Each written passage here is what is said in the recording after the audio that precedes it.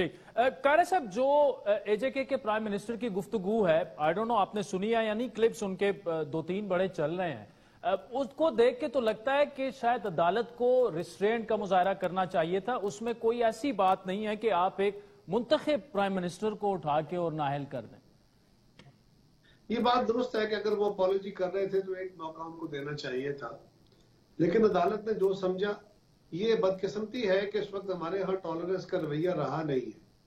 ना हम सियासी जमातों के अंदर टॉलरेंस रहा है, ना आप मीडिया के अंदर रहा है, ना अदालतों में रहा है, ना समाज के अंदर रहा है, ना हमारे मजहबी तबकात में। तो ये बड़ी बदकिस्मती है कि हम इम्पेशेंट हो गए हैं, उतावले हो गए हैं, बहुत एक हिजानी कैफियत में, और बड़े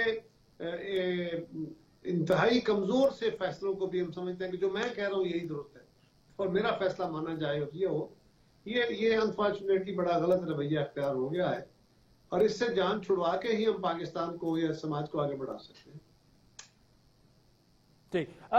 कारी साहब, तहरीक इंसाफ इसको आज की डिस्क्वालिफिकेशन को जोड़ रही है पाकिस्तान के मामलात से भी, और ये कहा जा रहा है कि चूंकि शहबाज शरीफ ने भी डिफाई कर दिया कोर्ट्स के ऑर्डर, तो अब कोर्ट को फैसला करना होगा, वो भी तौहीन अदालत के मुर्तकिब हुए हैं और उनको भी डिस्क्वालीफाई किया जाए।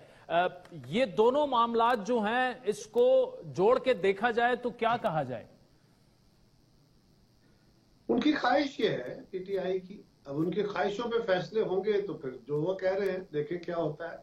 लेकिन प्राइम मिनिस्टर ने जो वो समझते हैं, जो पाकिस्तान की पार्लियामेंट ने उनको एम्पावर किया है या उनको पाबंद किया है, उसके मुताबिक उन्होंने फैसला किया है, और उन्होंने पार्लियामेंट से जो है वो हदायत सीख की है, रास्ता सीख किया है, कोई इनकार तो नहीं किया।